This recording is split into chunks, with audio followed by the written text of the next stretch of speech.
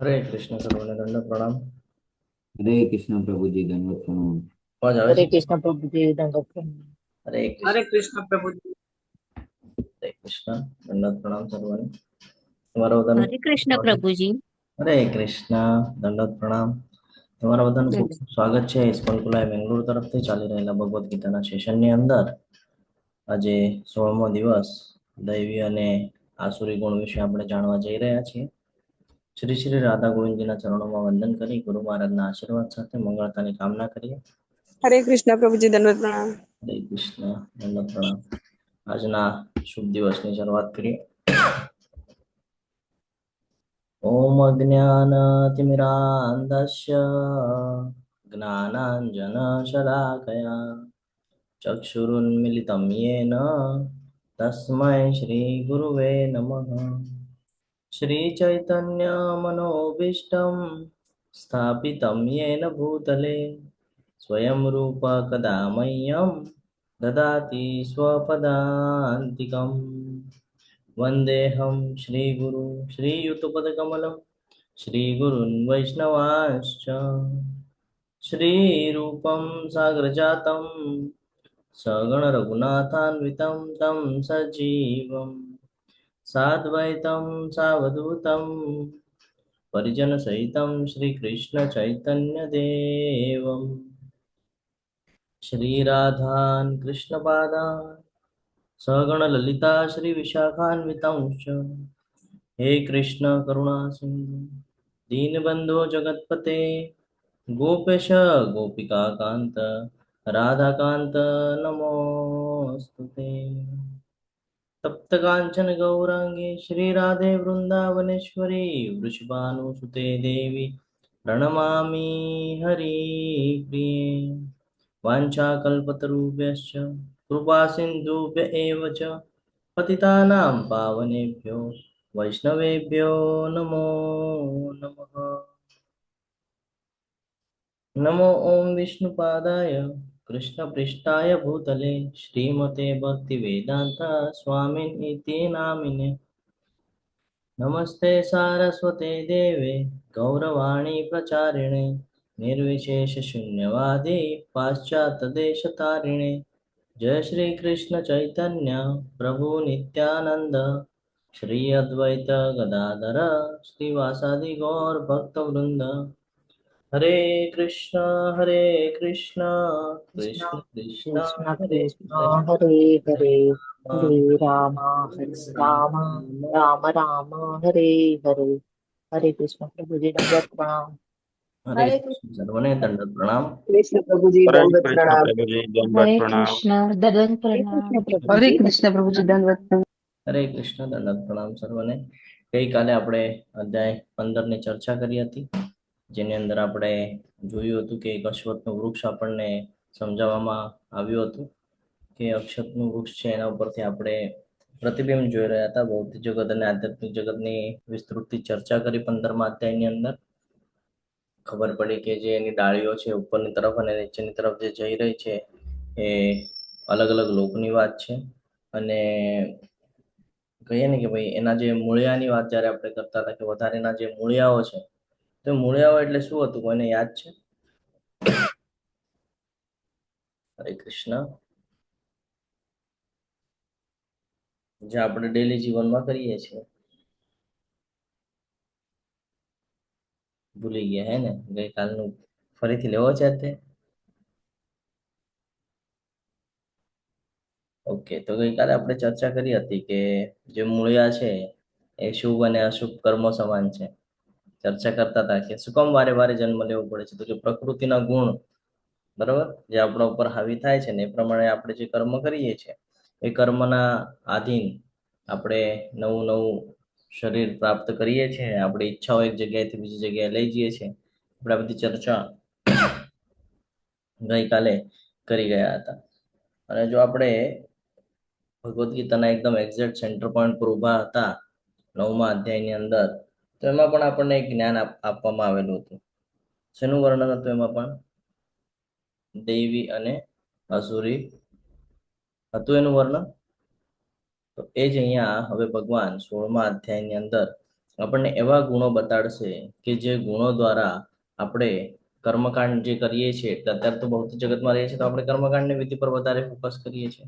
તો આ ગુણો શું કામ મહત્વના છે કે જે લોકો કર્મકાંડની વિધિ કરે છે, જે લોકો ઉન્નતિ કરવા માંગે છે, જે લોકો ભક્તિમાં આગળ પ્રયત્નશીલ છે, એ લોકો માટે આવા ગુણ હોવા જરૂરી છે.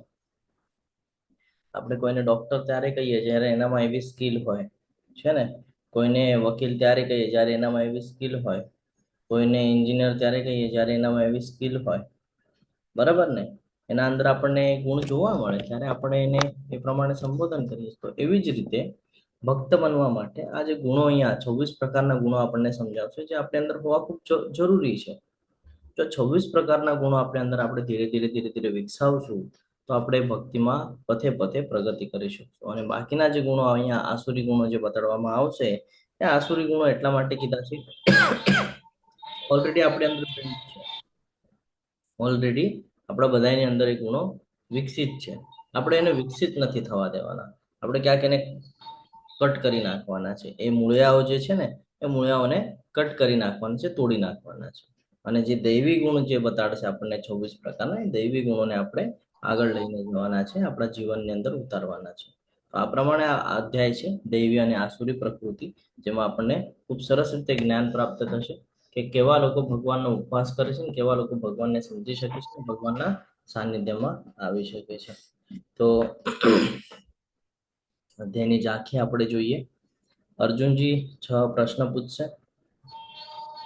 ઓકે, આ 13માં એકચ્યુઅલી આ 13માં ઓલાનું છે ને 13માં અધ્યાયનું દેખાઈ રહ્યું છે. મેં જ કીધું કે 6 પ્રશ્નો ક્યારે પૂછ્યા, તો આ 13માં એનું છે.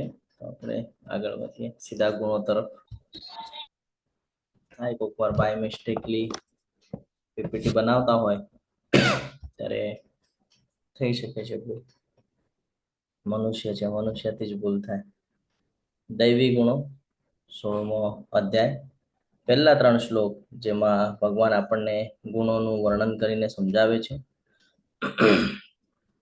જેની અંદર આપણને ભગવાન એ જ્ઞાન આપશે કે આ ગુણો આપણી અંદર કેવી રીતે વિકસાવવાના છે.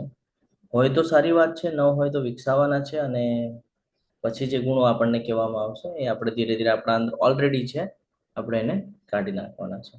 પૂર્ણ પુરુષોત્તમ પરમેશ્વર બોલ્યા, હે ભરત પુત્ર. હવે અહીંયાથી ગુણો આપણે નોટ ડાઉન કરવાનું ચાલુ કરશું કારણ કે આ બહુ મહત્વનું છે. નિર્ભયતા, આત્મશુદ્ધિ, આધ્યાત્મિક જ્ઞાનનું સંવર્ધન, દાન, આત્મસંયમ, યજ્ઞપરાયણતા, વેદોનું અધ્યયન, તપશ્ચર્યા, સાદાઈ, અહિંસા, સત્યતા, ક્રોધવિહીનતા, ત્યાગ, શાંતિ, છિદ્રાદ્વેષણમાંથી અરુચિ, જીવ માત્ર ઉપર દયા, નિર્લોભીપણું, સૌમ્યતા, લજ્જા, નિશ્ચય, તેજ, ક્ષમા, ધૈર્ય, પવિત્રતા, ઈર્ષાથી મુક્તિ તથા માનની ઈચ્છાથી મુક્તિ, આ સર્વ દિવ્ય ગુણો છે કે જે દૈવી પ્રવૃત્તિવાળા દેવતુલ્ય પુરુષોમાં જોવામાં આવે છે. હવે તમે કહેશો પ્રભુજી તમે તો આટલું ફાસ્ટમાં ભૂલી ગયા, પણ યાદ કેવી રીતે રાખવું? તો યાદ એવી રીતે રાખવાનું છે કે આપણે એની સ્ક્રીનશોટ કાઢી લેવાનો છે. હું પ્રયત્ન કરીશ કે દરેક ગુણ તમારી સાથે વિસ્તૃતલી શેર કરવાનો પૂર્ણ પ્રયત્ન હું કરીશ. પહેલો જ પોઈન્ટ આપ્યો છે કે નિર્ભયતા. ભય ક્યારે હોય આપણને? હરે કૃષ્ણ. પ્રશ્ન છે મારો તમને બધાને કે આપણને ભય ક્યારે હોય છે? ત્યારે આપણાથી કઈક ખોટું થઈ જાય ત્યારે. જ્યારે આપણે અધર્મ કરી નાખીએ, નિયમ તોડી નાખીએ, કઈ ખોટું કરી નાખીએ ત્યારે આપણને ભય હોય છે. અને ભગવાને આપણને સાંખ્ય યોગની અંદર ભગવદ્ ગીતાના બીજા જ અધ્યાયની અંદર જ્ઞાન આપી દીધું છે. શું કીધેલું છે? નેહા વિક્રમ નાશોસ્તિ પ્રત્યવાયો ન વિદ્યતે સ્વલ્પમપ્યસ્ય ધર્મસ્ય ત્રાયતે મહતો ભયાત. મોટાથી મોટા ભયમાંથી હું તારું રક્ષણ કરીશ. ક્યારે? જ્યારે તું મારી માટે થઈને, ધર્મ માટે થઈને સ્વલ્પમપ્યસ્ય થોડા નાનામાં નાનું પણ કાર્ય કરીશ તો. નિર્ભયતા બહુ મહત્વનો સરસ પોઈન્ટ છે કે ધર્મ માટે કોઈ દિવસે આપણે ધર્મના માર્ગ ઉપર ચાલતા હોઈએ તો કોઈ દિવસે આપણે ચિંતા કરવાની જરૂરત નથી, કારણ કે ભગવાને કીધું છે ને કે તું મારી શરણમાં રહીશ તો મારા લોકમાં આવીશ. ઘણા બધાને એવું થાય કે ક્યાંક હું ભગવદ્ ગીતાના લેવલ 1માં જોડાઈ ગયો તો આ લોકો મને સંન્યાસનું કહેશે, એવું સાંભળે લોકો, હે ને? પણ જ્યારે ભગવદ્ ગીતા સાંભળે તો એમાં ભગવાન પોતે કહે છે સંન્યાસ લેવા જ નથી દેતા.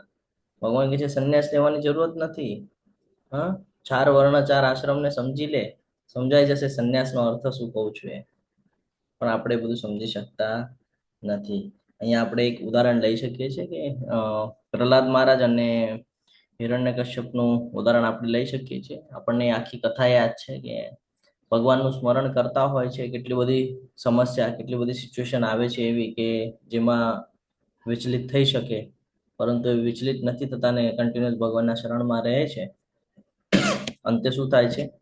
ભય કરવાનું કોઈ કારણ બચતું નથી. તો જ્યારે પણ આપણે ભગવાનની ભક્તિ કરતા હોઈએ અને જીવનની અંદર ઘણી બધી સમસ્યાઓ આવતી હોય છે તો આપણે કોન્સ્ટન્ટલી આપણા કર્મ તરફ ધ્યાન આપવાનું છે અને આપણે આપણી ભક્તિમાં તલ્લીન રહેવાનું છે.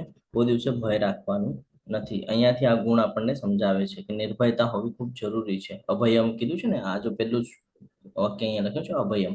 અભયમ એટલે નિર્ભયતા.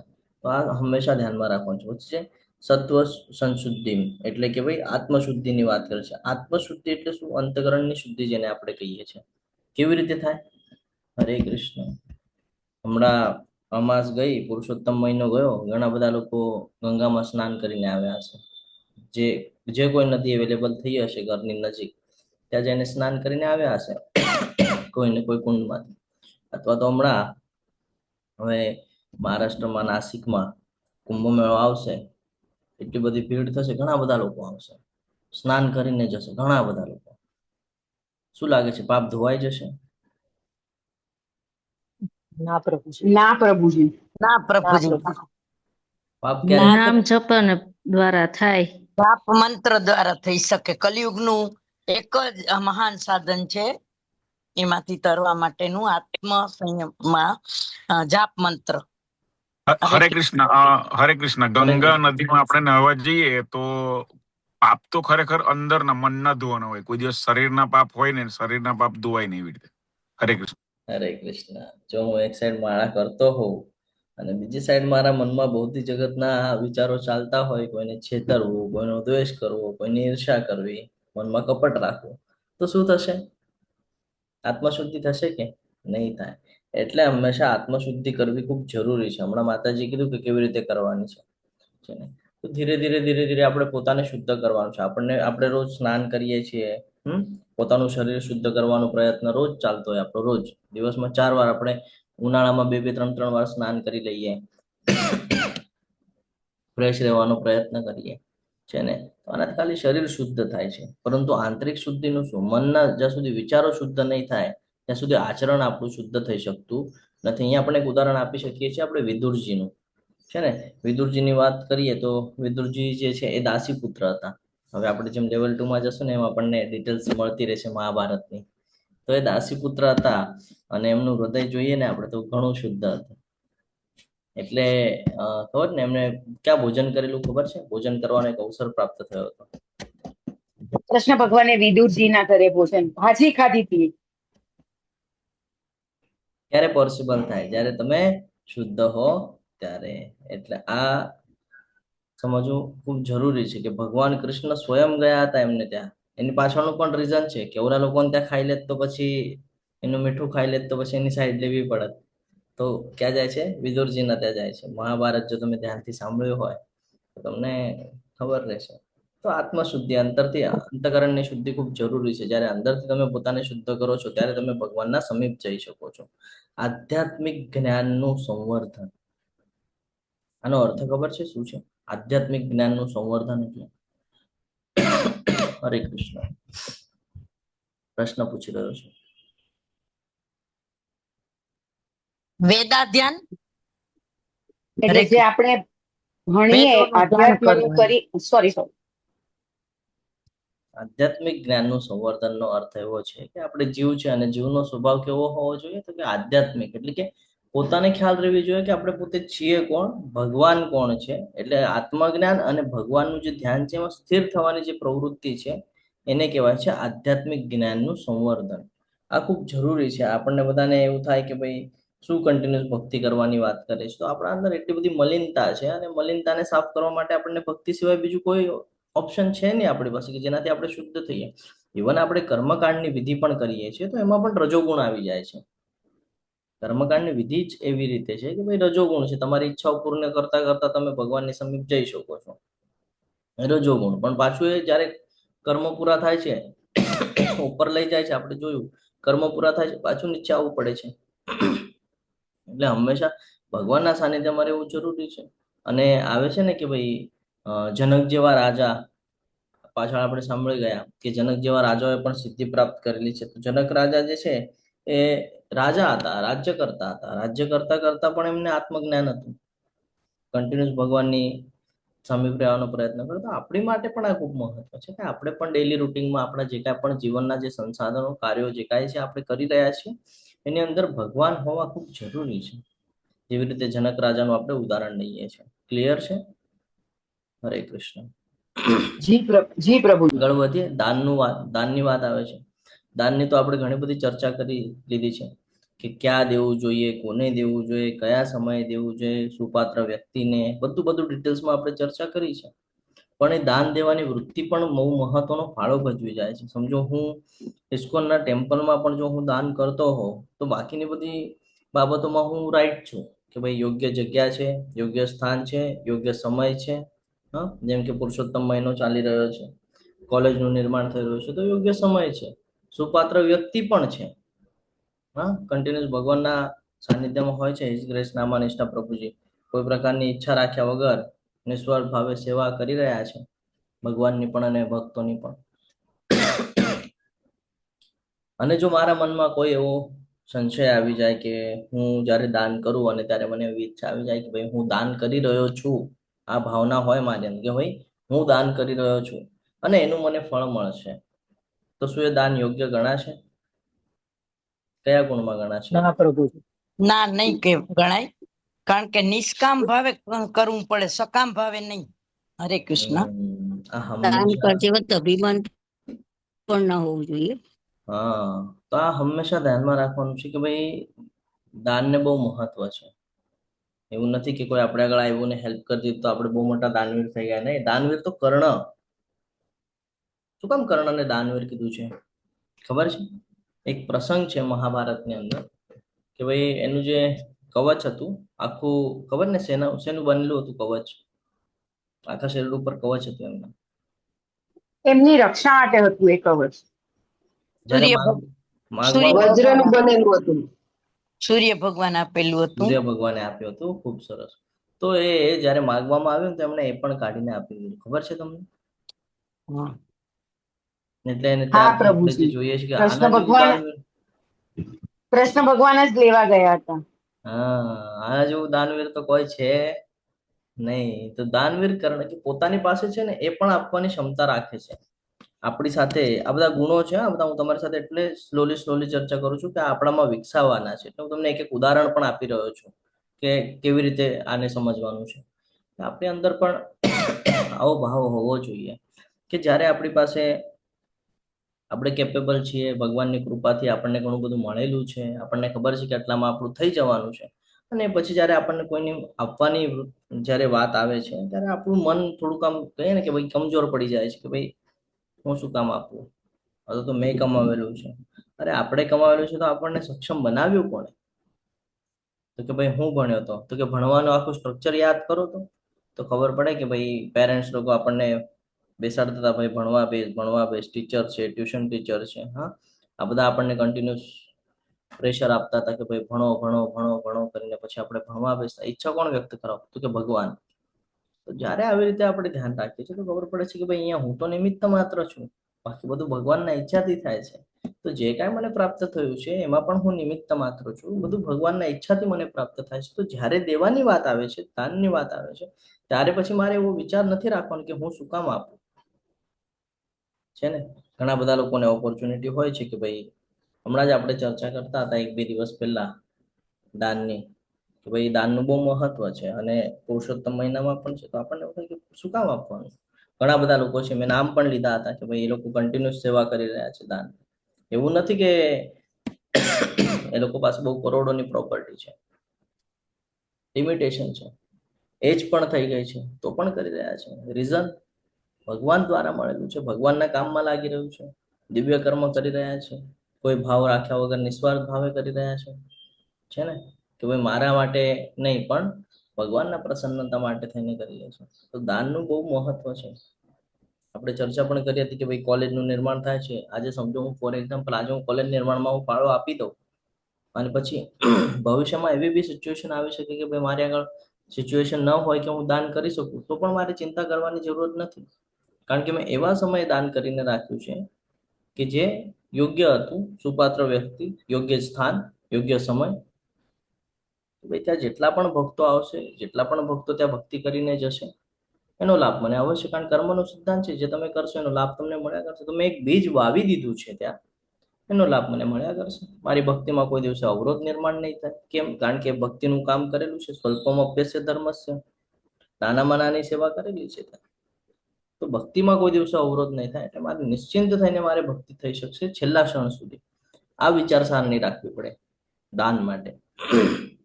એટલે મેં તમને કર્ણનું ઉદાહરણ આપ્યું કે પોતા પાસે જે છે એ આપી દેવાની વૃત્તિ. ખબર છે અહીંયા મારું કાંઈ જ નથી, બધું ભગવાનનું છે, હું પોતે પણ ભગવાનનો જ છું. આ હંમેશા ધ્યાનમાં રાખવું છે. એના પછીનો અહીંયા સુધી ક્લિયર છે? 26 પોઈન્ટ છે, થોડું ફાસ્ટમાં લઈએ આપણે. આત્મસંયમ. હા પ્રભુજી. હા પ્રભુ. આત્મસંયમ એટલે શું ખબર છે? અહીંયા દમ કીધું છે ને, દાનમ પછી દમશ્ચ. દમશ્ચ એટલે કે આત્મસંયમ. આત્મસંયમ એટલે ઇન્દ્રિયોનું નિયંત્રણ. બહુ જરૂરી છે ઇન્દ્રિયોનું નિયંત્રણ. આપણી જીભ છે, આંખ છે, નાક છે, કાન છે, આપણે એ બધાની વાત કરતા હતા, બહુ કંટ્રોલમાં રાખવા જેવી છે. આપણે એક એક્ઝામ્પલ લઈએ તો મહાભારતમાંથી ભીષ્મ પિતામહનું ઉદાહરણ આપણે આપી શકીએ, છે ને? ભીષ્મ દાદાનું ઉદાહરણ ખૂબ સરસ રીતે અહીંયા બેસી શકે છે કે ભાઈ જીવનભર એમણે બ્રહ્મચાર્યનું પાલન કર્યું. આપણે હોઈએ તો આપણને પ્રભુજી કે ભાઈ 4 નિયમો ફોલો કરવાના છે, બ્રાહ્મણ દીક્ષા લેવી હોય તો તમારે હજી રીડિંગ વધારવું પડશે. નિયમો બનાવી આપે આપણને, આ બધા નિયમો તમારે ફોલો કરવાના છે, 16 માળા કરવાની. આપણે કે પ્રભુ અમારાથી આ બધું નહીં થાય. એટલે કે આત્મસંયમ છે નહીં. તો જ્યારે સેલ્ફ કંટ્રોલ નથી તો તમને કોઈ પણ તમારા ઉપર હાવી થઈ શકે છે. પરંતુ તમે જો સેલ્ફ કંટ્રોલ છો, પોતા ઉપર પોતાનો કંટ્રોલ છે, પોતાના ઇન્દ્રિયો ઉપર પોતાનું નિયંત્રણ છે, તો આ જગતની અંદર ભગવાન સિવાય બીજી કોઈ એવી શક્તિ નથી જે તમને વિચલિત કરી શકે. ઇવન માયાદેવી પણ આવશે તમને વિચલિત કરવા, પણ તમારું પોતાના ઉપર કંટ્રોલ હશે તો માયાદેવી પણ વિચલિત નહીં કરે. એક નાનું ઉદાહરણ આપું છું કે ઘણા બધા લોકોને ખબર હોય કે ભાઈ ભગવાનને ભોગ અર્પણ કરીને જ ગ્રહણ કરવાની છે, અને બનાવે ત્યારે જોઈએ કે ભાઈ કેવી સરસ વાનગી બનેલી છે, કે કેવી સરસ મીઠાઈ બનેલી છે, અને ત્યારે જો આપણે સેલ્ફ કંટ્રોલ ન હોય તો આપણને પોતા માટે ઈચ્છાઓ થશે, ઇન્દ્રિય તૃપ્તિ માટે. પરંતુ સેલ્ફ કંટ્રોલ હશે તો કહેશે નહીં, જ્યાં સુધી ભગવાનને ભોગ અર્પણ નહીં થાય ત્યાં સુધી તો હું નહીં જ ગ્રહણ કરું. આને કહેવાય આત્મસંયમ, અને આ બહુ જરૂરી છે. એના પછી જે યજ્ઞશ છે ને, મેં ભીષ્મ પિતામહનું ઉદાહરણ એટલા માટે આપ્યું પણ એમણે બ્રહ્મચર્યનું પાલન આજીવન કરેલું હતું. આપણે 4 નિયમોનું પાલન થોડા સમયમાં તોડી નાખીએ છીએ, બ્રેક કરી નાખીએ છીએ, છે ને. આજીવન આપણે કરતા નથી, તો એ કરવું જોઈએ, કારણ કે આપણી માટે છે, નથી આપણી શુદ્ધિ થવાની છે, આપણે સાત્વિકતામાં આવવાના છે, આપણી માટે બનાવેલા નિયમો છે. બાકી નહીં કરે એ લોકો માટે તો નુકસાન જ છે. પછી છે યજ્ઞશ. યજ્ઞશ એટલે યજ્ઞપરાયણતા. યજ્ઞપરાયણતા એટલે શું ખબર છે? હમણાં જ આપણે ચર્ચા કરતા હતા કે ભગવાન માટે કરેલું જે કાંઈ કર્મ છે એને કહેવાય છે યજ્ઞપરાયણતા. કૃષ્ણ ભાવના યુક્ત કર્મ બહુ જરૂરી છે. ભગવાન માટે કરેલું કાર્ય જે હોય એની વાત છે. આપણે જે કર્મકાંડની વિધિમાં પણ યજ્ઞ કરીએ છીએ, અશ્વમેઘ યજ્ઞ, 10 અશ્વમેઘ યજ્ઞ. હા, શું કામ? જ્યારે આપણે ઓરિએન્ટેશનના ક્લાસ ભણશું એમાં આવશે કે મોટા મોટા યજ્ઞ કરીને શું થયું હતું. યુધિષ્ઠિર મહારાજની પણ વાત કરીએ તો એમને પણ રાજસૂય નામનો એક મોટો હવન યજ્ઞ કરાવ્યો હતો. તો ભગવાન માટેના, ભગવાનના પ્રસન્નતા માટે થઈને કરવાનું છે. આગળ છે વેદાધ્યયન. વેદોનું અધ્યયન બહુ જરૂરી છે. શાસ્ત્રોને કન્ટિન્યુઅસ વાંચવું જોઈએ, ક્લાસ ભરવા જોઈએ. લેવલ 1 પૂરું થયું, પાછું લેવલ 1 ચાલુ થાય ત્યારે કરવું જોઈએ. Level 2, level 3, 4, 5. હું પોતે મારી વાત કરું તો હું લેવલ 5 ના જ્યારે પહેલી વાર ક્લાસ ચાલુ થયા ત્યારે જોડાણો હતો. અત્યારે આઈ થિંક 4થી કે 5મી વાર ચાલી રહ્યા છે, હું એમાં પણ જોડાઈ રહ્યો છું. ઘણા બધા અહીંયા જૂના ડિવોટીસ છે જે મને જોઈ રહ્યા છે. શું કામ? કન્ટિન્યુઅસ કરવું પડશે, શાસ્ત્રો વાંચવા પડશે. ભૂલાઈ જવાય છે, મનુષ્ય છીએ આપણે. કાલે શું ખાધું યાદ નથી. હા, એટલા માટે આપણે યાદ નથી કરવાના. યાદ એટલે શું કે ભાઈ ખાલી ગોખણ પટ્ટી નથી કરવાની. યાદ એટલા માટે દેવા જોઈએ કે અત્યારે હું તમારી સાથે ચર્ચા કરું અને મને કંઈક યાદ આવે અને તમને ઉદાહરણના બેઝ પર આપું, તો એનો અર્થ છે કે મેં ક્યાંક વાંચેલું છે એટલે હું તમને એક્ઝામ્પલ આપી શકું છું. વાંચ્યું જ ન હોય તો ગોટાળે ચડી જઈએ આપણે. એટલે વેદોનું અધ્યયન કરવું બહુ જરૂરી છે. રોજ આપણે ભગવદ્ ગીતા આમાંથી હેન્ડ રેસ કરી દો, કેટલા લોકો પાસે ભગવદ્ ગીતા અત્યારે અવેલેબલ છે? હેન્ડ રેસ કરો તો. હરે કૃષ્ણ. 44 લોકો છીએ આપણે. કેટલા લોકો પાસે ભગવદ્ ગીતા અવેલેબલ છે? ઓકે, 10, 11, 12, 13.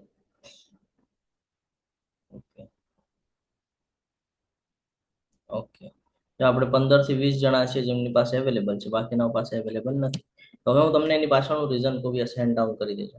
જો હવે આપણી પાસે ભગવદ્ ગીતા છે ને, આપણે ભગવદ્ ગીતાના ક્લાસ કરી રહ્યા છીએ. અહીંયા આપણે ગમે એટલી ચર્ચા કરશું, પરંતુ જો આપણે આગળ હેન્ડબુક એટલે હાથમાં બુક નહીં હોય, ભગવદ્ ગીતાનો ગ્રંથ નહીં હોય, તો આપણે વાંચશું શું?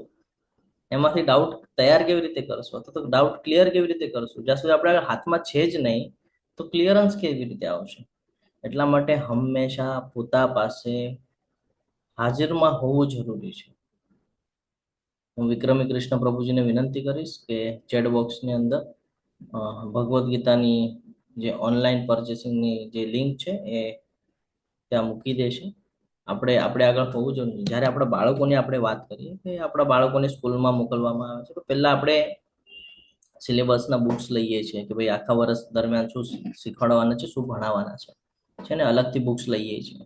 શું કામ? કે ભાઈ બુક્સ હોય તો ખબર પડે કે ભાઈ શું ભણવાનું છે. અહીંયા આપણે ગમે એટલા ક્લાસ કરી લેશું, ગમે એટલા લેક્ચર કરી લેશું, પણ આપણે પોતે જ્યારે રીડ કરશું ને, લેક્ચર કર્યા પછી અથવા લેક્ચરના પહેલા, તો આપણને ધીરે ધીરે સમજાવવા મળશે કે ભાઈ એક્ઝેક્ટલી ભગવદ્ ગીતા છે શું અને કઈ શું રહ્યું છે.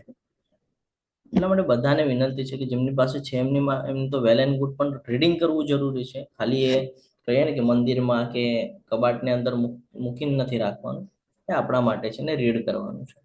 તો હંમેશા આપણી પાસે હોવી જરૂરી છે. વેદોનું અધ્યયન થવું, રોજ 1 કલાક તો પણ કાઢવો જોઈએ આપણે રીડિંગ માટે. જ્યારે આપણે લેવલ વધારશું, લેવલ 2, 3, 4, 5 આવશું, તો ત્યાં સાધના ચાર્ટ ભરાવવામાં આવે છે, આપણી સાધના ચેક કરવામાં આવે છે. એમાં રીડિંગનો આપણને ઓપ્શન આપેલો છે કે ભાઈ તમે રીડિંગ કેટલું કરી રહ્યા છો, ચેક કરવામાં આવે છે.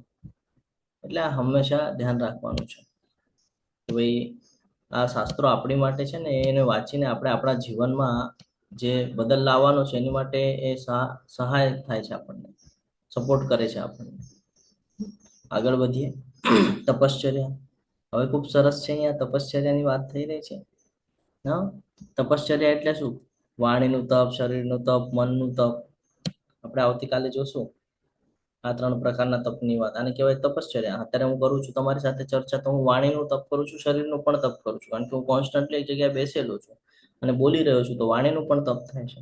તમે શ્રવણમ કરો છો, તમે પણ શરીરનું તપ કરો છો, તમે પણ તમારી ઇન્દ્રિયને લગાડેલું છે ભગવાનમાં, છે ને. તો આ પ્રમાણે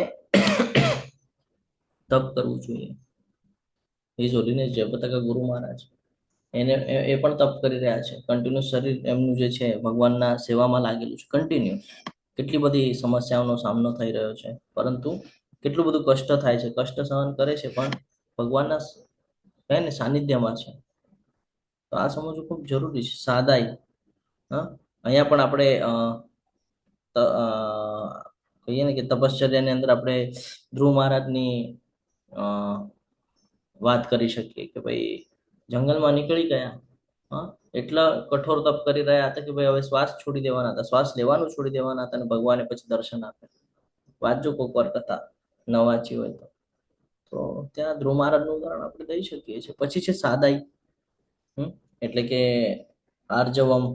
આર્જવમની વાત થાય છે. સાદાઈ મન હોય, વાણી હોય, હા, કર્મ હોય, બધા એમાં સાદાઈ રાખવાની છે. કર્મ પણ એકદમ સરળતાથી કરવાનું છે, કોઈ છળ કપટ વગર, ન્યુટ્રલ રહીને.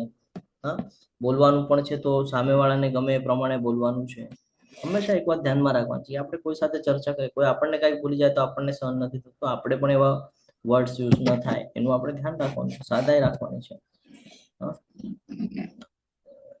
ભગવાન શ્રી રામ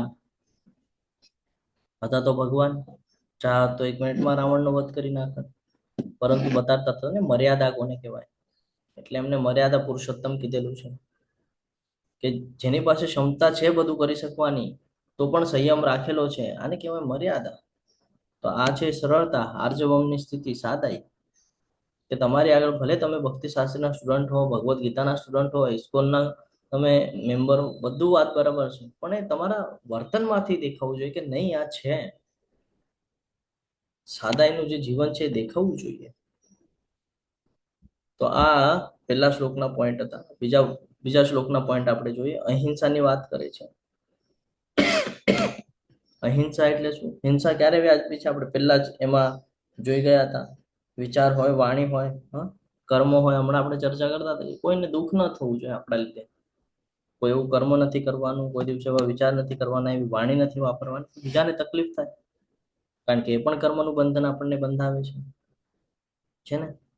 દ્રૌપદીનું વસ્ત્રહરણ થતું હતું ત્યારે કોણ, શિશુપાલનું પણ ઉદાહરણ લઈ શકીએ. શિશુપાલ હા કેવું કેવું બોલતા હતા, કેવા વિચાર રાખતા હતા, કેવા કર્મ કરતા હતા. છેલ્લે શું થયું? અંત થઈ ગયો. એટલે હંમેશા ધ્યાનમાં રાખવાનું છે. સત્યમ, હંમેશા સત્ય બોલવાનું છે. રાજા હરિશ્ચંદ્રની વાત આવે, સત્યતાની વાત આવે એટલે કે હંમેશા સત્ય બોલે. પછી પોતાના ફાયદા માટે થઈને ખોટું બોલવું એ પણ યોગ્ય નથી. ક્યારેક ક્યારેક કરીએ છીએ આપણે કે ભાઈ આમાં મારો ફાયદો છે, લાવ ને થોડું ખોટું બોલી દઉં, ક્યાં કોઈને ખબર. અરે હૃદયના અંદર ભગવાન છે, એ તો જોવે છે ને ખોટું બોલી રહ્યા છો. એટલે હંમેશા ધ્યાનમાં રાખવાનું છે. પછી છે ક્રોધ વિહીનતા. ક્રોધ વિહીનતા એટલે એવું છે કે ક્રોધ ઉપર વિજય મેળવવો. આ બધા માટે કહીએ ને કે ભાઈ બધા કહે છે પ્રભુ આ પોસિબલ નથી, ક્રોધ તો આવી જ જાય છે. મોટા મોટા સંન્યાસીઓ ક્રોધ કરે છે, તો આપણે તો ક્યાં, એમ કહેશો પ્રભુ. ક્રોધ વિહીનતા. યુધિષ્ઠિર મહારાજ કેટલા સંયમતા છે. તો મહાભારત વાંચો તો ખબર પડે. સત્ય પણ બોલતા. યુધિષ્ઠિર મહારાજ પાછા સત્યમાં પણ આવે. હા, ક્રોધ વિહીનતા. ક્રોધને કંટ્રોલ કરીને રાખ્યો હતો. ત્યારે અર્જુનને તરત ક્રોધ આવી ગયો. જ્યારે કે ક્ષત્રિય ધર્મ ના છે, તરત ક્રોધ આવી ગયો કે ભાઈ જયદ્રથને હું કાલ સાંજ સુધી, સૂર્યાસ્ત સુધી નહીં મારી નાખું તો હું અગ્નિ સ્નાન કરી લઈશ. ક્રોધમાં લઈ લીધા નિર્ણય. તો સારું કે 3 લોકના સ્વામી ભેગા બેઠા હતા એટલે બચી ગયા, નહીં તો ત્યારે જ બધું પૂરું થઈ જાય. તો ક્રોધમાં હંમેશા નુકસાન થઈ જાય છે. ધર્મરાજ યુધિષ્ઠિર જે છે કેટલું સંયમ રાખે છે. હંમેશા ધ્યાનમાં રાખવાનું છે. આપણે પણ આવી રીતે ક્રોધ વિહીનતાનો જે પોઈન્ટ છે જીવનમાં ઉતરવાનો છે. ત્યાગ શેનો કરવાનો છે? ભૌતિક જગતના સંસાધનોનો કરવાનો છે. ભૌતિક જગતનો ત્યાગ નથી કરવાનો. ભગવાન એમ નથી કહેતા કે આ બધું છોડીને તું જંગલમાં વયો જા અને મારી તપશ્ચર્યા કર. ભગવાન કે છે આ જે સ્વાર્થનો ભાવ છે ને તારા અંદર, આ સ્વાર્થના ભાવને ત્યાગી દે કે છે. કે સ્વાર્થ માટે થઈને નહીં કરતો. બીજાના મદદ માટે ઠીક છે, સારી વાત છે, પણ પોતાના મદદ માટે તો બિલકુલ પણ આગળ નહીં આવતો. એ તને પતન કરાવશે, તારું અહંકારમાં લાવશે તને. એટલે એનો ત્યાગ કરવાનો છે. કર્મના ફળનો ત્યાગ કરવાનો છે. કર્મનો ત્યાગ નથી કરવાનો. ભગવાન સમજાવે છે આપણને, છે ને. આપણે જડ ભરતની કથા લઈએ, બરોબર, હરણવાળી કથા જડ ભરત. તો એ તો રાજર્ષિ હતા, રાજા પણ હતા, પ્લસ મહર્ષિ પણ હતા. બધું ત્યાગી દીધું એમણે, રાજપાટ ત્યાગ્યું અને ક્યાં આવ્યા? ભગવાનના શરણમાં. તો એવી જ રીતે આપણે પણ ભૌતિક જગતમાં રહીએ છીએ, તો આપણને શેનો વધારે અહંકાર છે, મોહ છે? તો કે ભૌતિક જગતના જે કર્મના ફળ છે એ ફળ પ્રત્યેનો આપણને બહુ મોહ છે.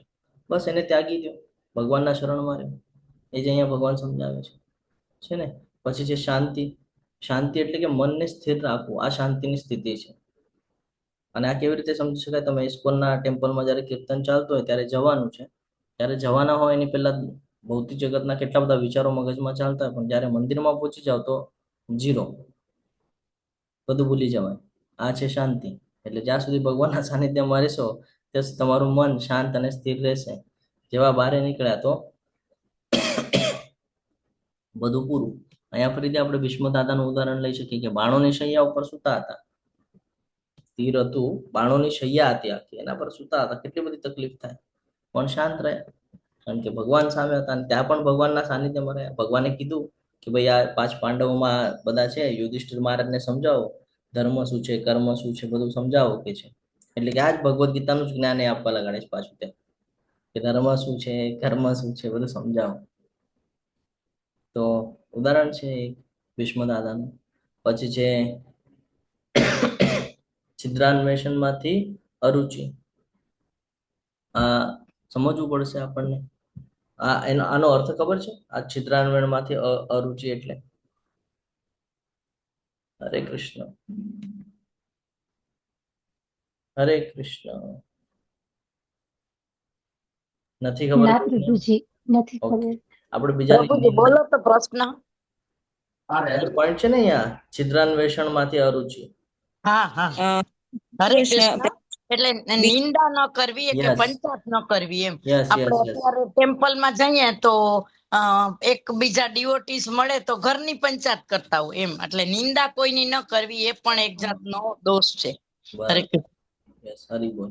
તો નિંદા ન કરવી જોઈએ. આપણે બધાથી ઘણી બધી નિંદાઓ થાય છે. કોઈ ભક્ત હોય, કોઈ શું હોય, આપણને ખબર નથી કોણ કેટલી માળા કરે છે, કોણ કેટલું સિરિયસલી ભક્તિ કરે છે. આપણથી બોલાઈ જાય કે ભાઈ આ માતાજી નો આમ કે આ પ્રભુજી નો, તો એ નિંદામાં આવી જાય છે. તો એ હંમેશા ધ્યાનમાં રાખવાનું છે કે કોઈની નિંદા નથી કરવાની, છે ને. આપણને ખબર છે કે અમરેશ મહારાજને આપણે જયારે કથા લઈએ છીએ, દુર્વાસા મુનિ ક્રોધમાં આવી જાય છે. હા, શું થાય છે? છેલ્લે માફી માંગવી પડે છે. તો આપણે પણ નિંદા નથી કરવાની. આપણે સવારે મંગળ આરતીમાં જોડાઈએ છીએ ત્યાં આપણને રોજ આ સમજાવવામાં આવે છે.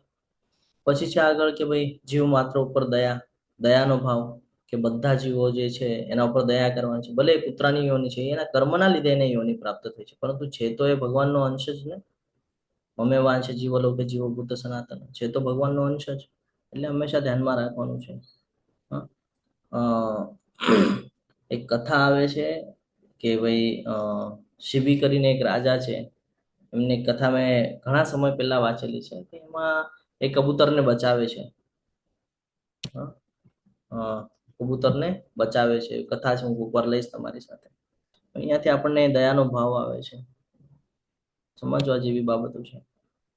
આગળ વધીએ તો જીવ માત્ર ઉપર દયા થઈ ગયું. નિર્લોભી પણ, આ તો બહુ મહત્વનું છે કે ભાઈ લોભ ન રાખવો. આપણે તો પોતાના ફાયદા માટે જ બધું જોતા હોઈએ. હા, લોભી છીએ ને આપણે. કામ, ક્રોધ, લોભ આગળ આવશે, એ બધા નરકના દ્વાર છે. લોભ ન રાખવો જોઈએ. અહીંયા સુદામાનું ઉદાહરણ લઈ શકીએ આપણે કે ભાઈ કોઈ પ્રકારનો લોભ નહોતો. ફ્રેન્ડતા મળવા ગયા, ભલે પત્નીએ કહીને મોકલાવ્યું હતું કે ભાઈ કાંઈક લેતા આવજો, ખાલી હાથે નહીં આવતા, તો પણ ત્યાં ગયા. લોભ ન રાખ્યો. ભગવાનને તો બધું ખબર હોય છે, પછી ભગવાન બરાબર આપી દે છે. એટલે હંમેશા ધ્યાનમાં રાખવાનું છે. સૌમ્યતા હોવી જરૂરી છે. સ્વભાવ કેવો હોવો જોઈએ? કોમળ હોવો જોઈએ. હા? હરે કૃષ્ણ. હરે પ્રભુજી કૃષ્ણ. જાપમાં તો લોભ જરૂરી છે ને. હજી એમાં વધારે કરું જાપ મંત્ર. યસ માતા. એમાં લોભ જરૂરી છે. ભૌતિક જગતના સંસાધનોમાં ન કરવો જોઈએ. આધ્યાત્મિકમાં તમે કરો એ તો વ્યાજબી છે. ભગવાનની સાથે જયારે કનેક્ટિવિટી થાય ત્યારે યોગ્ય છે. ભગવાનની સાથે કનેક્ટિવિટી નથી ને પોતાની માટે કરો છો તો એ અયોગ્ય છે. સૌમ્યતા હોવી જરૂરી છે. પછી છે લજ્જા.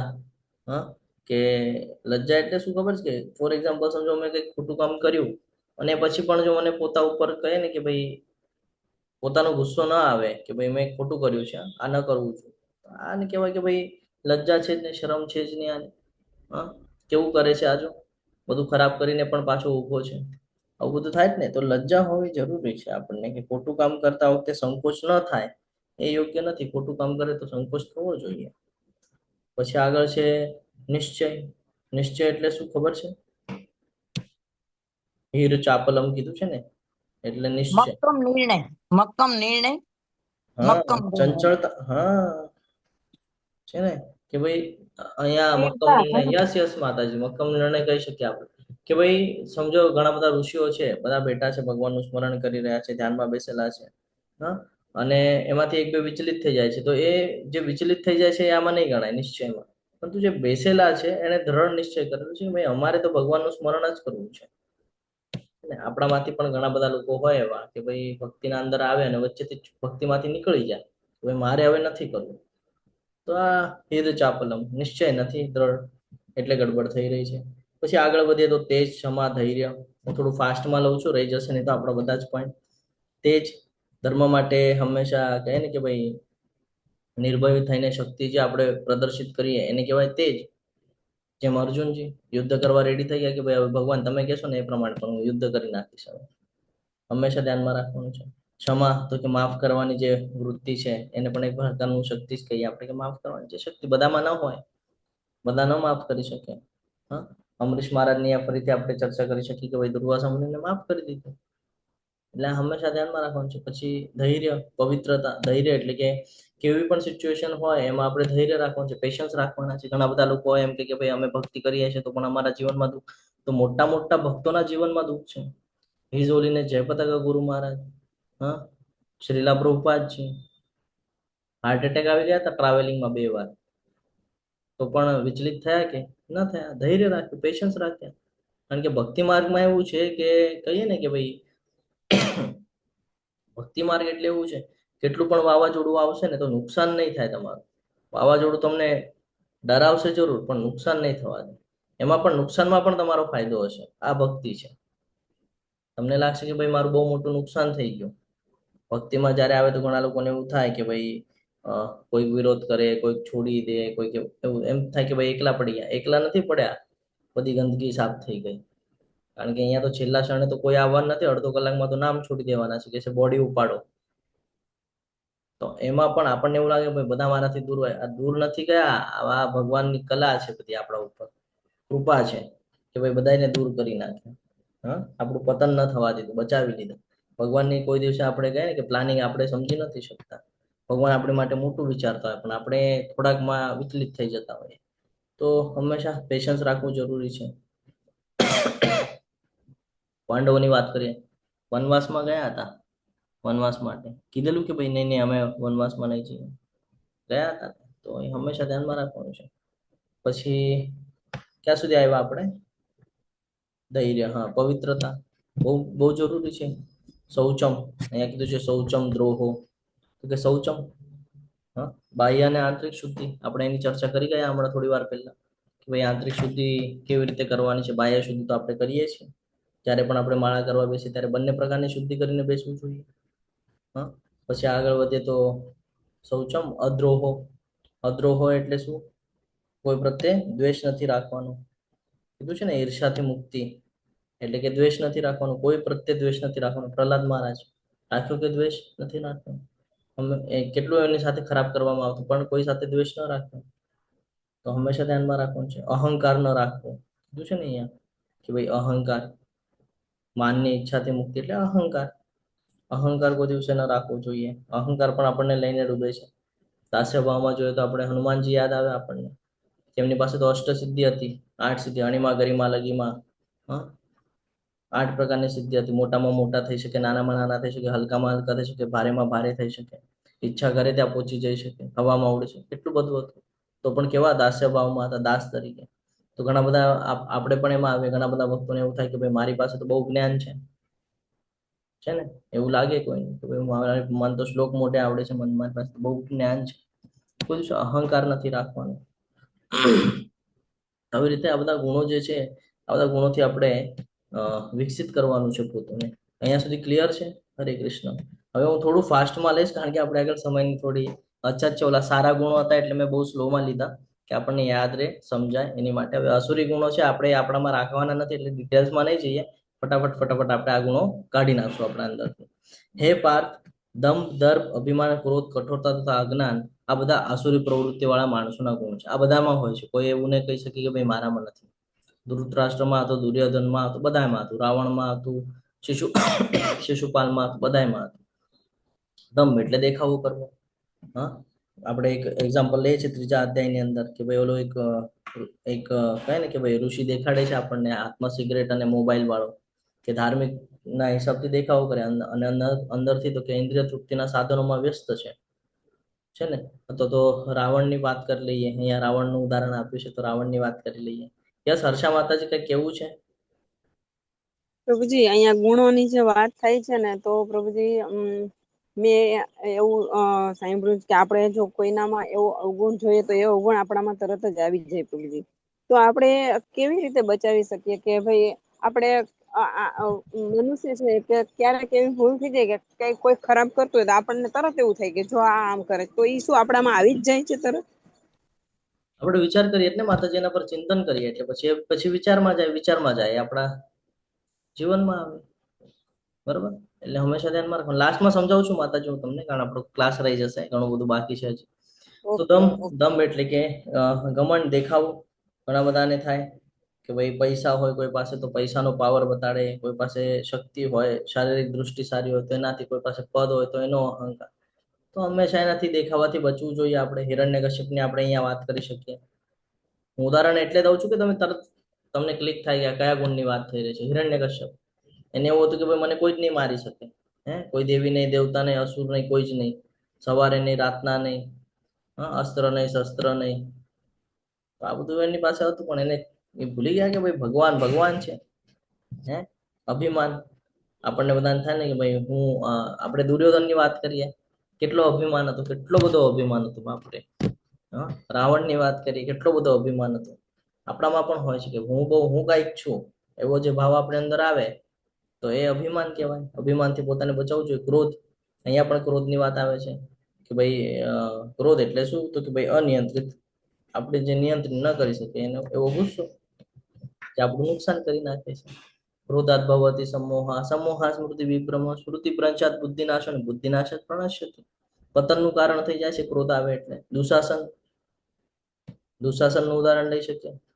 કેવું કેવું કૃત્ય કર્યું, શું થયું અંતે? શિશુપાલ, શું થયું અંતે? ધ્યાનમાં રાખવાનું છે. બધા ઉદાહરણો એટલા માટે મળી રહ્યા છે અહીંયા. કઠોરતા. હરે કૃષ્ણ પ્રભુજી, દુર્વાસા મુનિ આવે ને, દુર્વાસા મુનિએ ક્રોધ કર્યો તો એનું પતન થયું. તો આ બધું હંમેશા ધ્યાનમાં રાખવાનું છે. પછી આગળ છે કે ભાઈ કોઈને એવી વાણી ન બોલવી જોઈએ કે જેનાથી એનું નુકસાન થાય. શકુની, શકુનીનું ઉદાહરણ લઈ શકીએ આપણે કે ભાઈ એવી વાણીઓ બોલી બોલીને બીજાને છેતરવાનું કામ કરે. અજ્ઞાનતા, અજ્ઞાનતા એટલે કે ભાઈ અજ્ઞાનતા આપણે એને કહી શકીએ કે જે ધર્મ અને અધર્મનો જે ભેદ છે ને એ ન સમજી શકે, એને અજ્ઞાનતા. કે હું કોણ છું, આ ભૌતિક સૃષ્ટિ શું છે, ભગવાન કોણ છે, આધ્યાત્મિક સૃષ્ટિ શું છે, મારો ભગવાન સાથેનો સંબંધ શું છે, આ બધું જે જ્ઞાન છે આ જ્ઞાન હોવું જરૂરી છે. અને જે ધર્મ અને અધર્મનો જે ભેદ નથી સમજી શકતો એ કોઈ દિવસે કહે ને કે ભાઈ જીવનમાં પ્રગતિ નથી કરી શકતો. અહીંયા કંસનું ઉદાહરણ આપી શકતો. કંસ સમજી જ ન શક્યા છેલ્લે સુધી કે ભાઈ શું છે શું નહીં. તો બધા આસુરી ગુણો છે આપણા અંદર ન હોવા જોઈએ. અહીંયા એક પિક્ચર બતાડે છે, રાઈટ સાઈડમાં છે ભૌતિક જગતમાં નુકસાન કરી રહ્યા છે, અને અહીંયા લેફ્ટ સાઈડમાં છે એ હેલ્પ કરી રહ્યા છે. તો આ બંનેમાંથી સમજાય છે કે કોનામાં કયા ગુણ છે. રાઈટ સાઈડ છે બધા પતનના ગુણો છે, જ્યારે લેફ્ટ સાઈડ છે ગુણોથી કઈ કે ભાઈ પ્રગતિ થઈ શકે છે. તો આ બંને ગુણો આપણા અંદર જોવા મળે છે. આપણામાં દૈવી ગુણોનો વિકાસ કેવી રીતે કરવો અને આપણામાં રાક્ષસી ગુણને કેવી રીતે હરાવવો એની આપણે ચર્ચા કરી ગયા છીએ. કે જે ખરાબ ગુણો છે એને વૈરાગ્ય, એને કાઢી નાખવાના છે, અને જે સારા ગુણો છે એને અભ્યાસ તું કોનતે, એટલે કે એનો સતત અભ્યાસ કરવાનો છે, પ્રયાસ કરવાનો છે. તો ધીરે ધીરે ગુણો વિકસિત થશે, અને જે નથી જોઈતા એને વૈરાગ્ય ડિટેચ કરવાના છે. તો ધીરે ધીરે ધીરે ધીરે એ ગુણો નીકળી જશે. અહીંયા એક નાનું ઉદાહરણ લઈએ ને આપણે આગળ વધીએ. તો કોઈ બે ફળ હોય, અહીંયા સફરજનનું ઉદાહરણ આપેલું છે કે બે સફરજનને એક સાથે મૂકવામાં આવેલા છે, અને જો ખરાબ સફરજન એની સાથે હું 2 દિવસ માટે પણ મૂકી દઉં તો એની સાથે ખરાબ થઈ જાય છે. તો સંઘનું બહુ મહત્વ છે આપણા જીવનની અંદર, કે આપણે જો ભૌતિક જગત સાથે સંકળાયેલા લોકોની વચ્ચે રહેશું, વ્યસની લોકોની વચ્ચે રહેશું, વ્યભિચાર કરનારા લોકોની વચ્ચે રહેશું, તો આપણામાં પણ એ ગુણ ધીરે ધીરે વિકસિત થશે. આપણને નહીં ખબર પડે, પણ ધીરે ધીરે આપણી પણ ઈચ્છા, કઈ ને લાલસા ને એવું બધું તૈયાર થશે. અને રાઈટ સાઈડમાં એક છે કચરાના ટોપલામાં જાસ્મીનનું ફૂલ. જાસ્મીનનું ફૂલ ખૂબ સુગંધી હોય છે. તો સંઘનો બહુ મહત્વ છે કે કચરાના ટોપલીમાં બધું ગંદકી પડેલી હોય, એમાં વાસ આવતી હોય, તો જ્યારે એની સાથે ફૂલ મૂકી દેવામાં આવે છે તો એ ફૂલનો જે કહે ને કે ભાઈ સુગંધનો જે પ્રભાવ છે એ ઓછો થઈ જાય છે ને, એને સુધારવા એમાં. તો અહીંયાથી એ પણ ખબર પડે છે કે તમે ક્યારેક બીજાને સુધારવાનો પ્રયાસ પણ કરતા હશો. જો એ એકદમ અધર્મી હશે, એ તમો ગુણમાં હશે, રજો ગુણમાં હશે, તો તમે એને કેટલું પણ ભક્તિનું જ્ઞાન આપવા જશો, તમે ઓછા થઈ જશો, પણ એનામાં જ્ઞાન નહીં પૂરે. તો આ બે અલગ અલગ ઉદાહરણ છે. એક તો જેવા લોકો સાથે તમે રહેશો એવું વર્તન થઈ જશે તમારી સાથે, તમે પોતે કરવા લાગશો એવું વર્તન. અને બીજું, જો તમે કોઈને સુધારવાનો પણ પ્રયત્ન કરશો ડાયરેક્ટ જઈને, તો એ તમને બગાડી નાખશે, એટલે તમારી ભક્તિ ઓછી થઈ જશે. તો આ બંને સિચ્યુએશન સમજવા જેવી છે અને જીવનમાં આગળ વધવા જેવી છે. કુશળતાપૂર્વક આપણે આપણી પસંદગી કરવાની છે. સંગત કોની હોવી જોઈએ? લેફ્ટ સાઈડમાં છે ખોટી સંગત છે, રાઈટ સાઈડમાં છે સારી સંગત છે. કારણ કે ભક્તોની સાથે રહ્યા પછી કન્ટિન્યુઅસ જ્ઞાન મળતું રહે છે, ભક્તિની જે ભાવના છે એ વિકસિત થાય છે, અને ધીરે ધીરે ધીરે ધીરે આપણે આ ભૌતિક જગત અને આધ્યાત્મિક જગતનું જે વિશ્લેષણ છે એ સમજી શકીએ છીએ, અને ભગવાન સાથેનો આપણો સાચો સંબંધ સમજી આપણે ભક્તિમાં આગળ આવી શકીએ છીએ. અને આ શુદ્ધિકરણની પ્રક્રિયા કેવી રીતે થતી હોય છે? તો ભક્તિમય સેવાઓ કરીને, શ્રવણમથી શરૂઆત થાય છે. સૌથી પહેલા શ્રવણમ કરે, પછી કીર્તનમ કરે, પછી ધીરે ધીરે પાદ સેવનમ, આ ધીરે ધીરે આગળ વધીએ અને પછી છેલ્લે આત્મનિવેદનમ. તો જેમ કે આપણે જપ કરીએ, આપણને બધાને પણ ઓપોર્ચ્યુનિટી છે, જેમ આપણે ક્લાસ પૂર્ણ થાય છે તો જપ કરીએ છીએ, એવી રીતે રોજ સવારે જ્યારે આપણી મંગળા આરતી પૂરી થઈ જાય છે 5, 5:15 આસપાસ, ત્યારે જપા સેશન ચાલુ થાય છે. તો ત્યારે તમે જોડાઈ શકો છો બધા ભક્તોની સાથે. ઓનલાઈન જ હોય છે, એવું કાંઈ નથી કે ક્યાંય જવાની જરૂરત નથી, ઓનલાઈન જ તમે જોડાઈ શકો છો. શાસ્ત્રોનું શ્રવણ કરવાનું છે. જે લોકો પાસે ભગવદ્ ગીતા નથી એ લોકોએ ભગવદ્ ગીતા મંગાવી લેવાની છે, કારણ કે હવે જે લોકો લેવલ 2માં આવશે તો લેવલ 2 ની અંદર આપણે વિસ્તૃતલી ચર્ચા કરવાના છે દરેક શ્લોકની. તો તમારી પાસે હાથમાં હશે તો તમે નિહાળી શકશો, જોઈ શકશો અને પોઈન્ટ કાઢી શકશો અને તમે મારી સાથે ચર્ચા કરી શકશો. એટલે તમારે બધાને વિનંતી છે કે જેમની પાસે પણ ભગવદ્ ગીતા નથી એ લોકોએ ભગવદ્ ગીતા મંગાવી લેવાની છે. પ્રસાદનો સન્માન કરવો. પ્રસાદ એટલે શું? જે ભગવાનને અર્પણ કરીને પછી આપણે આગળ આવે એને બધાને પ્રસાદ કહેવાય. તો ભગવાને આપણને કીધું પત્રમ પુષ્પમ ફલમ તો યો મે ભક્ત્યા પ્રયચ્છતિ. ભક્તિપૂર્વક પ્રેમપૂર્વક તમે જો મને કાંઈ પણ અર્પણ કરશો, સાદું પાણી જળ પણ અર્પણ કરશો તો પણ હું તેનો સ્વીકાર કરું છું. અને આપણે ચર્ચા પણ કરી હતી કે એ આપણે ચાલુ કરવાનું છે અને 18મા દિવસે આપણે ચર્ચા કરવાના છીએ કે ભાઈ એનો શું અસર થયો આપણા જીવનમાં, છે ને, આપણી વૃત્તિમાં, આપણા વિચારમાં શું અસર થયો એની આપણે ચર્ચા કરવાના છીએ. તો દિવ્ય ગુણો જે છે એ મોક્ષ તરફ લઈ જનારા હોય છે. જે દિવ્ય ગુણોની આપણે વાત કરી 26 પ્રકારના, આપણને હંમેશા મોક્ષ તરફ, એટલે કે આ ભૌતિક જગતના જે સંસાધનો છે એનાથી બચાવે છે. અને આસુરી ગુણો છે હંમેશા બંધનકારક હોય છે. અને હે પાંડુપુત્ર, તું ચિંતા નહીં કર, કારણ કે તું દિવ્ય ગુણો સાથે જન્મેલો છે. જો એને કહે છે કે એ હંમેશા એમનામાં ગુણ જ એવા છે. કારણ કે પહેલો જ અધ્યાય જ્યારે આપણે જોઈએ તો કરુણાનો ભાવ કોને આવે? આપણે જ્યારે ચર્ચા કરી હતી કે ભાઈ આપણી સાથે કોઈ આવું કરે કે ભાઈ પ્રોપર્ટીની વાત, તો આપણે તો એની સાથે છે કહીએ ને કે ભાઈ હું બધું પૂરું કરી નાખીશ, એમ બધા રિલેશન તોડી નાખીશ. પરંતુ ત્યાં એ રિલેશન પણ જોઈ રહ્યા છે કે ભાઈ આપતા સ્વકીય છે, હા, ગુરુ છે, આચાર્યો છે, શું કામ મારવું જોઈએ? તો કરુણાનો ભાવ આવી જાય છે, ત્યાં જ ખબર પડી જાય છે એમનામાં ગુણો કયા છે. દૈવી ગુણો સાથે જેમનો જન્મ થયો છે. એટલે ભગવાન કહે છે કે તું દિવ્ય ગુણો સાથે જન્મેલો છે, એટલે તું ચિંતા કરતો નહીં. ભક્તિમય જીવન ક્યારે શરૂ કરવું જોઈએ? આપણને બધાને પ્રશ્ન હોય કે ચલો હવે આ જ્ઞાન તો મળી ગયું, પણ હવે શરૂઆત કેવી રીતે કરવાની? કે ભક્તિમય જીવન ત્યારે શરૂઆત કરવી જોઈએ જ્યારથી જ્ઞાન મળી જાય. આપણા ગુજરાતીમાં કહેવત છે ને, જાગ્યા ત્યારથી સવાર. જ્યારે જ્ઞાન મળ્યું ત્યારથી શરૂઆત કરી દેવાની છે. કારણ કે આનાથી પાછળનું જીવન આપણે કેવું પણ વ્યતીત કર્યું હોય, પણ ભગવાને આપણને ભગવદ્ ગીતાની અંદર કીધું છે કે અધમમાં અધમ કર્મ કરેલા હોય, પણ હવે જો તું ભક્તિ માર્ગમાં આવ્યો છે તો તું સાધુ છે, સાધુ પુરુષ કીધો છે એને, છે ને, કે તો તું સાધુ છે. કારણ કે હવે તને ક્લિયરન્સ આવી ગયું છે કે શું કરવા યોગ્ય છે ને શું કરવા યોગ્ય નથી. તો પ્રહલાદ મહારાજની જ્યારે આપણે વાત કરીએ છીએ તો પ્રહલાદ મહારાજને આપણે ઘણી બધી અહીંયા ચર્ચા કરી છે ને. તો પ્રહલાદ મહારાજ જે છે એ જન્મની પહેલાથી જ, એટલે જ્યારે માતાના કોખમાં હતા ત્યાં જેમણે આ બધું જ્ઞાન પ્રાપ્ત કરી લીધું હતું, જેની આપણે ચર્ચા કરીએ છીએ. અને ધ્રુવ મહારાજ 5 વર્ષની ઉંમરમાં કઈક ઈચ્છાની સાથે ઘર છોડીને નીકળી ગયા હતા અને ભગવાનનું સ્મરણ કર્યું ને ભગવાનને પ્રાપ્ત પણ કર્યા એમ. અને અત્યારે આપણે જોઈએ છીએ કે ભાઈ આપણા આકાશની અંદર એક ધ્રુવનો તારો દેખાય છે, બીજું કાંઈ નથી. આ સ્ટોરી સાંભળીએ તો ખબર પડી જાય કે ભગવાન કેટલા દયાળુ છે ભક્ત માટે, બધી ઈચ્છાઓની પૂર્તિ કરી દે છે ને. તો આપણને પણ જ્યારથી જ્ઞાન મળી જાય, જે પણ સ્ટેજમાં હોઈએ આપણે, હા, જે પણ એજમાં હોઈએ, આપણને આપણો અંતિમ દિવસ ખબર નથી, પણ આજે જ આપણો અંતિમ દિવસ છે એમ સમજીને આપણે ભક્તિ કરીશું તો આપણને ચિંતા રહેશે નહીં. એટલે જ્યારથી જો લાઈફ સાયકલ, જન્મ લઈને પછી મૃત્યુ ક્યારે આવવાનું છે ખબર નથી, એટલે તરત જ આપણને એલર્ટ થઈ જવાનું છે. આજે જ આપણો છેલ્લો દિવસ છે એમ માનીને જો આપણે ભક્તિ કરશું તો આપણે ચિંતા કરવાની આવશ્યકતા છે નહીં. આગળ વધીએ. પ્રવૃત્તિ ચ નિવૃત્તિ ચ જનાન વિદુરાસુરા ન શૌચ નાપી ચાચરો ન સત્ય તેશુ વિદ્યતે. જે લોકો આસુરી હોય છે, હવે અહીંયા ખૂબ સરસ રીતે ભગવાન સમજાવી રહ્યા છે કે જે લોકો આસુરી હોય છે એ લોકો જાણતા નથી કે શું કરવું જોઈએ અને શું ન કરવું જોઈએ. થાય ને આપણી સાથે પણ ક્યારેક ક્યારેક કન્ફ્યુઝન થાય ને કે પ્રભુજી તમે આટલું બધું સમજાવતો છો, પણ હવે કન્ફ્યુઝન થાય છે કે પ્રવૃત્તિ શું ને નિવૃત્તિ શું. તેઓમાં નથી પવિત્રતા, નથી ઉચિત આચરણ કે નથી સત્ય જોવા મળતું. તો અહીંયા ખૂબ સરસ રીતે 2 પોઈન્ટ મૂકેલા છે, એક પ્રવૃત્તિ અને એક નિવૃત્તિ. પ્રવૃત્તિ એટલે કે જે કહીએ ને કે કર્મ માટે કરીએ, ધર્મ જે કર્મ ધર્મ માટે કરીએ, હા, કર્તવ્ય કરીએ, હા, અને ધીરે ધીરે આપણી પ્રગતિ કરાવે, એટલે કે ભગવાન સાથે આપણને કનેક્ટિવિટી, ભગવાન સાથે આપણને જોડાવે, એ પ્રવૃત્તિ કહેવાય. જેમ કે આપણને નાનપણથી શીખવાડવામાં આવે છે કે માતા પિતાની સેવા કરો. શું કામ માતા પિતાની સેવા કરો? કારણ કે આદર કરતા શીખવાડે કે આપણાથી વડીલ છે એનું આદર કરવાનું છે, પછી આપણે ભગવાન તરફ પ્રેરાઈએ ને. પેલા ઘરમાં જ જે છે એની જો આપણે આદર નહીં કરીએ તો ભગવાનનો આદર ક્યાંથી કરવાનો? એટલે નાનપણથી આપણને શીખવાડે કે સાચું બોલવું જોઈએ. શું કામ? ખોટું બોલશો તો કર્મના બંધન લાગશે, સાચું બોલશો તો બચી જશો. હા, ન્યાયપૂર્વક રહેવાનું હોય. ન્યાયપૂર્વક એટલે કોઈ સાથે છેતરપિંડી નહીં, કોઈ સાથે ખરાબ વર્તન નહીં, આ બધું. અને હંમેશા ભગવાનનું સ્મરણ કરવું જોઈએ. આ નાનપણથી શીખવાડે છે, પણ આપણે કરતા નથી. આપણે નાના હોઈએ ત્યારે ભલે કર્મકાંડની વિધિઓ શીખવાડે છે આપણને, છે ને, કે ભાઈ ગણેશજીનું સ્મરણ કરો, હા, સરસ્વતી માતાના શ્લોક બોલો, લક્ષ્મી માતાના શ્લોક. શું કામ શીખવાડે છે? કે ધીરે ધીરે આપણા અંદર એ વૃત્તિ આવે, સાત્વિકતા આવે ને આપણે ભગવાનની તરફ આગળ વધીએ, સ્મરણ કરીએ, એટલા માટે.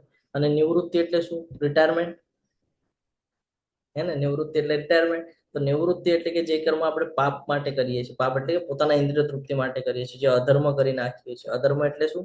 કે 4 નિયમો આપણને કીધા છે ને, ફોલો નથી કરતા, બ્રેક કરી નાખ્યું, અધર્મ. કોઈ ગુરુની અવગણના કરી નાખી, અધર્મ. તો એનાથી શું થાય છે? આપણને વિનાશ તરફ લઈ જાય છે, આપણું પતન કરી નાખે છે. હા, છેતરપિંડી કરીએ કોઈને, કોઈની સાથે અન્યાય કરીએ, કોઈની સાથે હિંસા કરીએ, વ્યાભિચાર કરીએ, 4 નિયમોને બ્રેક કરીએ, આ બધું એમાં આવે છે. તો આસુરી જે વ્યક્તિ છે એ કોઈ દિવસે આવું ભેદ સમજી શકતા નથી. પ્રવૃત્તિ શું છે, નિવૃત્તિ શું છે, નથી સમજી શકતા. મહાભારતની અંદર આવે છે દુર્યોધનની વાત. દુર્યોધન પોતે કહે છે કે ભાઈ હું ધર્મને જાણું છું, પણ હું તેને અનુસરતો નથી, કે છે. મહાભારતની અંદર મેં વાંચ્યું છે એટલે હું તમારી સાથે અત્યારે આવ્યો હોય છે એટલે હું શેર કરું છું. કે એક કે ને શ્લોક દ્વારા છે કે જાનામી, શું હતું? જાનામી ધર્મ નચે મેં પ્રવૃત્તિ, અને જાનામ્ય ધર્મ નચે મેં નિવૃત્તિ, એવી રીતે કરીને એક શ્લોક છે. મને એક્ઝેક્ટલી નથી યાદ આવી રહ્યું, પણ એવું કંઈક છે. તો એમાં એ કહે છે કે ભાઈ હું ધર્મને જાણું છું, પણ હું એને અનુસરતો નથી, કે છે. હા, અધર્મને જાણું છું, પણ મારે એને છોડવો નથી. એવી રીતે છે, એમાં લખેલું છે. તો આ એના પરથી આપણને ખબર પડે છે કે જે અધર્મી છે એ કોઈ દિવસે આસુરી પ્રવૃત્તિ વાળા જાણતા નથી કે ભાઈ મારે શું કરવું જોઈએ અને શું ન કરવું જોઈએ. એ લોકોમાં કોઈ દિવસે પવિત્રતા નહીં જોવા મળે, એ લોકોનું આચરણ ઉચિત નહીં હોય, કોઈ દિવસે સત્ય બોલતા નહીં હોય. એટલે આ જાણવું જરૂરી છે. તેઓ કહે છે કે આ જગત મિથ્યા છે અને તેનો કોઈ આધાર નથી, અને તેનું નિયમન કરનાર કોઈ ભગવાન નથી. તેમનું કહેવું છે કે તે કામેચ્છાથી ઉત્પન્ન થયું છે અને કામ સિવાય તેને બીજું કોઈ કારણ નથી. તો ઘણા બધા લોકો છે જેને આ સ્ટ્રક્ચર સાચું લાગતું હશે કે ભાઈ કોઈ ભગવાન નથી, હા, આ જગત જે છે એ અસત્ય છે, અથવા તો કોઈ આધ્યાત્મિક આધાર નથી. હા, આ બધું કહીએ ને કે ભાઈ સ્ત્રી પુરુષના સહયોગથી આ બધું નિર્માણ થાય છે. કામ વાસના સિવાય એટલે કે એન્જોયમેન્ટ સિવાય બીજું કઈ અહીંયા છે નહીં, એવું બધું આપણને લાગે ને. ઘણા બધા લોકો કહેતા હોય. તો આ બધા નાસ્તિકતા, આપણે કહે ને કે ભાઈ નાસ્તિક છે, તો નાસ્તિક તો ઠીક છે, પણ આ બધું જ્ઞાન હોવું જરૂરી છે. રાવણની વાત કરીએ તો રાવણ પણ અહંકારમાં હતો. એને ખબર હતું કે ભાઈ શ્રીરામ કોઈ સામાન્ય મનુષ્ય નથી, પણ એને ભગવાનને સ્વીકાર્યું નહીં, અહંકારમાં રહ્યા, પતન થઈ ગયું. એવી રીતે આપણું છે કે આપણે કહે છે કે ભાઈ આ જન્મ મળ્યો છે, ચલો ને એન્જોય કરી લો, આવતા જન્મમાં ક્યાં કોઈએ કાંઈ જોયું છે. હા, પણ ભગવદ્ ગીતા વાંચે તો ખબર પડે કે જન્મ કેવી રીતે મળી રહ્યા છે અને કેવી રીતે આપણે ઘડે ઘડે અહીંયા આવીએ છીએ વારે વારે. એટલે હંમેશા ધ્યાનમાં રાખવાનું છે. કોઈ કે આધ્યાત્મિક આધાર નથી, તો પછી શ્લોક ભગવાને મૂક્યા છે એ કેવી રીતે આપણે મૂક્યા છે કે ભાઈ મત પરતરમ કિંચન અને ધનંજય સર્વે પ્રોત્રે સૂત્ર મણિગણ. હા, કે બધું મેં મોતીની માળા હોય એવી રીતે બધું મેં સ્ટ્રક્ચર સંભાળીને રાખ્યું છે. ગઈકાલના અધ્યાયમાં પણ એક શ્લોક હતો જેમાં કીધેલું કે ભાઈ આ બધું મારા બેસ પર, બધું ગ્રહ નક્ષત્ર બધું મારા બેસ પર ટકીને રહ્યું છે, મેં એમને ટકાવીને રાખ્યું છે. તમને યાદ આવે છે સ્મૃતિ વિસ્મૃતિ બધું મારા લીધે આવે છે. આપણે પોતાની વાત કરી કે ભોજન ગ્રહણ કરી શકીએ છીએ, પણ એને પચાવવાનું કામ આપણા હાથમાં નથી, ભગવાન દ્વારા થાય છે. તો પણ આપણે ભગવાનને એક્સેપ્ટ નથી કરતા. હા, સવારે સૂર્ય આવે છે એ પણ ભગવાન દ્વારા જ આવે છે. આપણે એને કહીએ છીએ ભાઈ ચલો ટાઈમ થઈ ગયો આવ, એ એના સમય પર આવવાનું છે. એને કહીએ છીએ રજા મારે છે નહીં, એનું કામ છે આવવાનું જ છે. આ સમજવું ખૂબ જરૂરી છે કે આ શ્લોક છે એ આપણે એમ કહે ને કે નાસ્તિક, તો નાસ્તિકતા જ નહીં, પરંતુ એવી વિચારધારા છે કે કહીએ ને કે ભાઈ આની અંદર કોઈ પ્રકારનું જ્ઞાન જ નથી, અજ્ઞાનતા છે. હા, કે કોઈ ધર્મ નથી, હા, કોઈ કર્મનું ફળ નથી, કોઈ ઈશ્વર નથી, જેમ મનમાં આવે એમ કરીએ, હા, પોતાના ઈચ્છા પ્રમાણે જીવન જીવશું, આવું બધું આપણે વૃત્તિ રાખીએ છીએ જે આપણામાં કહીએ ને કે ભાઈ અજ્ઞાનતાનું વિકાસ કરે છે. તો આવા નિષ્કર્ષોને અનુસરીને આત્મજ્ઞાન ગુમાવી દીધેલા બુદ્ધિહીન આસુરી લોકો એવા અહિતકર અને ભયાવહ કાર્યોમાં પરોવાયેલા રહે છે કે જે જગતના વિનાશ માટે હોય છે. આ લોકો કંઈ પણ કરશે તો એનાથી વિનાશ જ થવાનો છે. કારણ કે આ લોકોએ જે કહીએ ને કે ભાઈ પોતાનું જે સ્ટ્રક્ચર છે એ ખાલી આ ભૌતિક જગત પૂરતું મર્યાદિત રાખ્યું છે, ભગવાન સાથે કનેક્ટિવિટી બનાવી નથી લોકોએ. તો આત્માનું જે કલ્યાણ કરવાનું જે કાર્ય છે એ લોકો પૂર્ણપણે ગુમાવી દે છે. એ લોકોને ખબર જ નથી કે મારે ભગવાનના સાનિધ્યમાં રહેવાનું છે, અને પોતાનું પતન કરી દે છે. આના લીધે શું થાય છે? એ લોકોની જે બુદ્ધિ છે એ અલ્પ થઈ જાય છે. અલ્પ એટલે ઓછી થઈ જાય છે. અને ધીરે ધીરે ધીરે ધીરે લોકો એવા કર્મ કરે છે કે જે નુકસાનદાયક હોય છે, એટલે કે કહે ને કે પતનના હોય છે. એટલે પોતાનું તો નુકસાન કરે છે, સાથે બીજાને પણ લઈ જાય છે, ઘણા બધા લોકોને લઈ જાય છે. જો અહીંયા એક મિલ બતાડી રહ્યા છે, તેમાંથી ધુમાડો નીકળી રહ્યો છે, ખરાબ વાયુ નીકળી રહ્યો છે. એનાથી શું થાય? પ્રકૃતિ ખરાબ થઈ રહી છે, ઘણા બધા લોકોને નુકસાન થાય છે. આનાથી શું થાય છે? સમાજનો નાશ થઈ જાય છે. તો આ સમજવું ખૂબ જરૂરી છે કે આપણી કહે ને કે આત્મિક ચેતના ગુમાવવી એ સૌથી મોટું પતનનું કારણ છે. આપણે એમ કહીએ છીએ ને કે ભાઈ જીવન જે છે, તમને બધાને વિનંતી છે, એટેન્ડન્સ લિંક આવેલી છે ચેટ બોક્સની અંદર, તો ભરી દેજો. આપણે એમ કહે છે ને કે ભાઈ શરીર અને ભોગ જે છે એ જ આપણું જીવન છે, કે આપણે શરીર દ્વારા બધા ભોગ ભોગવવા, આને આપણું જીવન. આને કહેવાય અલ્પ બુદ્ધિ. હા, કે ભૌતિકતાની બુદ્ધિ હોવા પછી પણ, ભૌતિક જગતનું જ્ઞાન હોવા પછી પણ આપણને સત્યતા શું છે સમજાતું નથી. આપણે એવા બધા કર્મો કરીએ છીએ કે જે નથી કરવાના. હા, જેમ કે નિર્દોષ લોકો હોય, એ લોકો ઉપર આપણે અત્યાચાર કરીએ, કેમ? તો એ નિર્દોષ છે, આપણને ખબર છે. કોઈ શાંત હોય તો આપણે એના પર પ્રેશર નાખીએ, કેમ? ખબર છે આ કાંઈ નહીં કરે, પણ એનાથી આપણું નુકસાન થાય છે, સામેવાળાને. ભ્રષ્ટાચાર થાય છે ઘણો બધો. ધર્મના નામે હિંસા થાય છે. આપણે જોઈએ છીએ બધા ધર્મનું કરીને હિંસા કેવી રીતે કરે છે. આનાથી શું થાય છે? પરિવારનો નાશ થાય છે. કોઈ એક ગેરમાર્ગે દોરાય તો આખું ફેમિલી ગેરમાર્ગે દોરાઈ જાય છે. એટલે આ સમજવું ખૂબ જરૂરી છે. તો આ ત્રણેય શ્લોકમાં આપણને જ્ઞાન મળે છે. પેલા 7મા શ્લોકમાં આપણને ખબર પડે છે કે ધર્મ અને અધર્મનો જે ભેદ ગુમાવે છે એનું પતન થઈ જાય છે. બીજું છે કે ભાઈ ભગવાન અને કર્મફળ અને નૈતિકતાનો જો આપણે ઇનકાર કરી નાખશું, એટલે કે આપણે એને નકારી દેશું, તો આપણું નુકસાન છે. અને આ શ્લોક આપણને શીખવાડે છે કે પોતાના અને સમાજના વિનાશનું કારણ કેમ બનીએ છીએ? કારણ કે આપણામાં અજ્ઞાનતા છે, એટલા માટે આપણે એનું ઘડે ઘડે કારણ બનીએ છીએ. તો અહીંયા ભગવાન એ સમજાવે છે કે મિથ્યા અહંકાર, બળ, દર્પ, કામ તથા ક્રોધથી મોહિત થઈને આસુરી મનુષ્ય પોતાના શરીર તથા બીજાના શરીરોમાં સ્થિત પૂર્ણ પુરુષોત્તમ પરમેશ્વરની ઈર્ષ્યા કરે છે તથા વાસ્તવિક ધર્મની નિંદા કરતા રહે છે. કોણ કરે છે? મિથ્યા અહંકાર, આપણા અંદરનો જે અહંકાર છે એ. બળ, ખોટો બળ બતાડીએ છીએ આપણે. દર્પ એટલે કે દેખાવો. કામ એટલે કે વાસના. અને ક્રોધ છે ને, એટલે ઓલા 2 શ્લોક આવી જાય છે બીજા અધ્યાયના. ધ્યાયતો વિષયાન પુંસો સંગસ્તે સુપજાયતે સંગાત સજાયતે કામ કામાત ક્રોધો વિજાયતે ક્રોધાત ભવતિ સમોહા સમોહા સ્મૃતિ વિભ્રમ સ્મૃતિ પ્રણશાત બુદ્ધિનાશ બુદ્ધિનાશાત પ્રણશ્યતિ. અહીંયા શિશુપાલનું ઉદાહરણ આપેલું છે. ખબર છે ભગવાન કોણ છે, તો પણ એની ઈર્ષા કરતા હતા. ભગવાને વોર્નિંગ પણ આપેલી હતી કે 100 વાર 99 વાર માફ કરીશ, 100મી વાર કાર્યક્રમ પૂરો. ખબર હતી તો પણ નિંદા કરતા હતા, અને ઈર્ષાના કારણે પછી પતન થઈ જાય છે. એટલે કે છે ભગવાન કે હે કુંતી પુત્ર, આવા મનુષ્ય આસુરીઓનીમાં વારંવાર જન્મ ગ્રહણ કરીને ક્યારેય મારા સુધી પહોંચી શકતા નથી. તેઓ ક્રમશ અત્યંત અધમ જીવનની ગતિને પામે છે, પતન થાય છે એનું. કન્ટિન્યુઅસ તમો ગુણ. તો અત્યારે જે લોકો તમો ગુણમાં છે ને, પાછલા સમયમાં એ લોકો આવી રીતે કોઈ સ્ટ્રક્ચર કરેલું છે, એટલે અત્યારે પહેલેથી જ તમો ગુણમાં છે ને, હજી તમો ગુણમાં જઈ રહ્યા છે. એટલે આવા લોકોની સાથે સંગ રાખવામાં કોઈ અર્થ નથી. આવા લોકોથી આપણે દુસંગ રાખવો જરૂરી છે ને. નરકના 3 દ્વાર, બહુ મહત્વનો શ્લોક છે આ. નરકના 3 દ્વાર છે. કોણ કોણ? તો કામ, ક્રોધ અને લોભ. દરેક શાણા મનુષ્ય એમનો ત્યાગ કરવો જોઈએ, કે આપણે બધાએ આ ત્રણેયનો ત્યાગ કરવો જોઈએ, કારણ કે તેમનાથી આત્માનું પતન થાય છે. દ્રૌપદી તરફ વાસના, બરોબર, વાસનાના લીધે એ લોકોનું પતન થઈ ગયું. પાંડવો પ્રત્યે ગુસ્સો હતો, ક્રોધના લીધે પતન થઈ ગયું. હસ્તિનાપુર રાજ્ય તરફનો લોભ હતો, એટલે પતન થઈ ગયું. તો મનુષ્યની અંદર પણ આ 4 ખામી છે કે ભૂલો કરે છે, ભ્રમિત થાય છે, એ લોકોની ઇન્દ્રિય અપૂર્ણ છે, અને અન્યને છેતરવાની વૃત્તિ છે.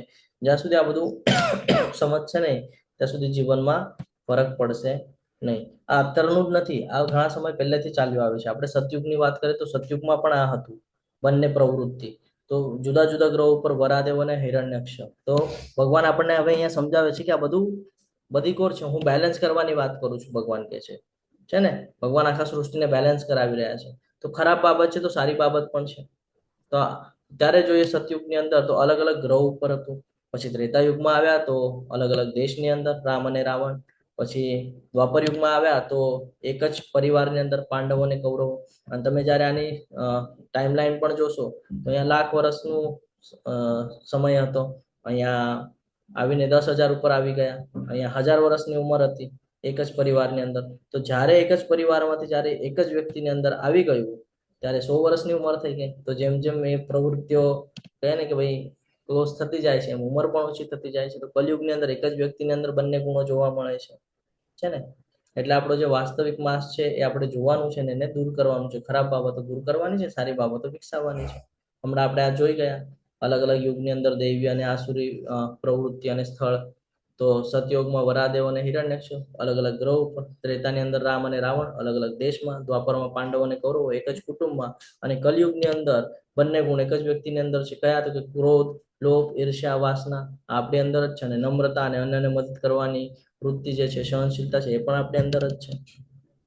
એટલે ભગવાન કહે છે કે હે કુંતી પુત્ર, જે મનુષ્ય આ નરકના 3 દ્વારથી બચી ગયો હોય છે ને, તે આત્મ સાક્ષાત્કાર માટે કલ્યાણકારી કાર્ય કરે છે, અને પછી ક્રમશ પરમ ગતિને પામે છે. ક્યારે પરમ ગતિ પ્રાપ્ત થશે? ક્યારે ઉપરના લોકમાં જવા મળશે?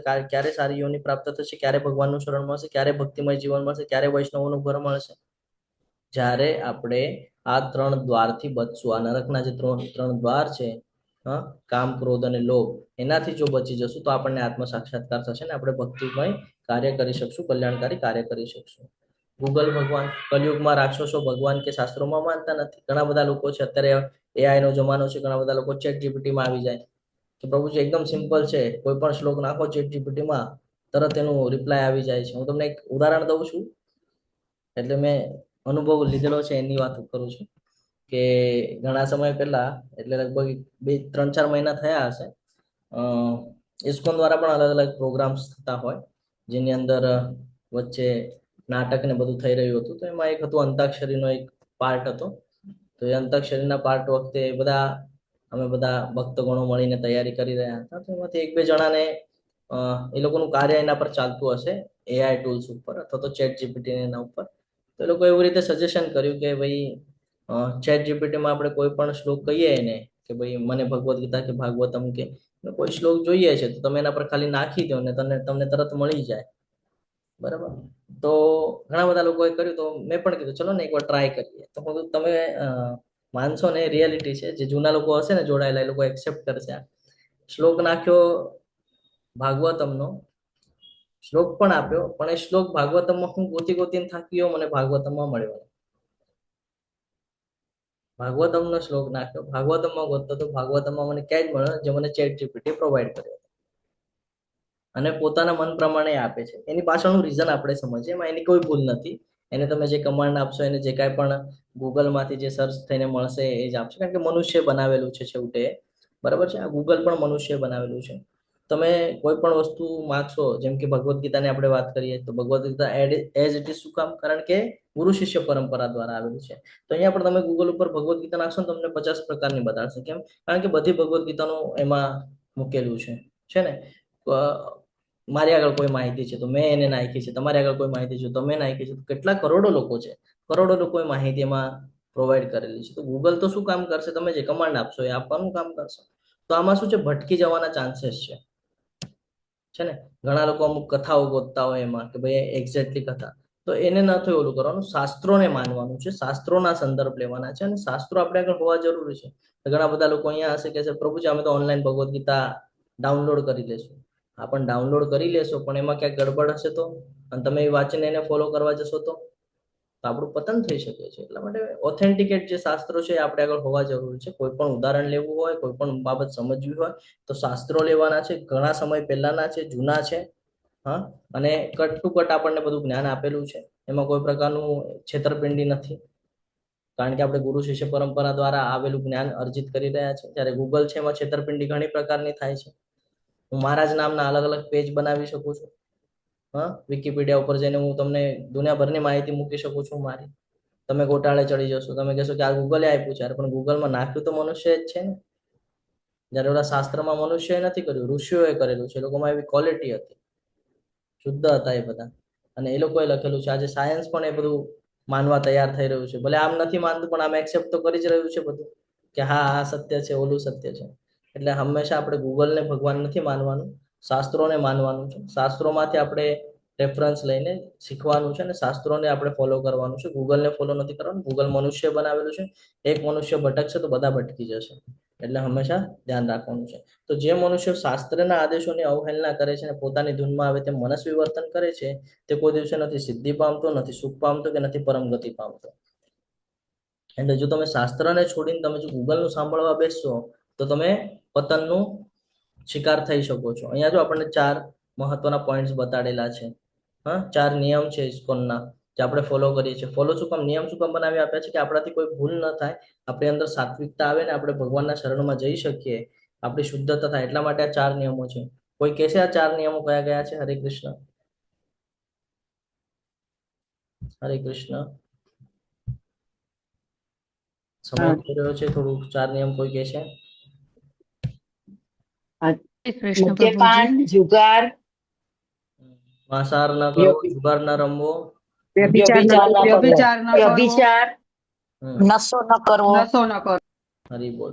આ 4 પ્રકારના જે નિયમ છે આપણે ફોલો કરતા હોઈએ છીએ વૈષ્ણવો, કારણ કે આ આપણને પતન તરફ લઈ જાય છે. આ બધું તમોગુણમાં આવે છે.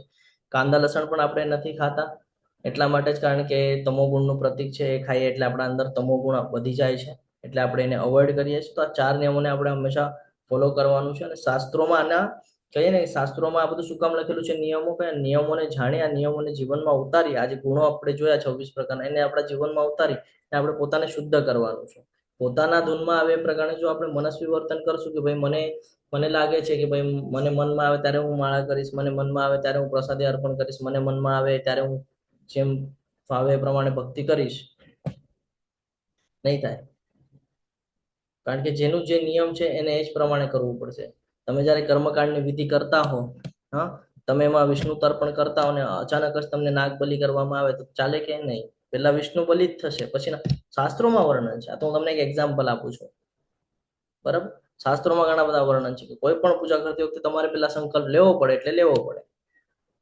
તમને એવું થાય કે સૌથી પહેલા ગણેશનું સ્મરણ નથી થતું.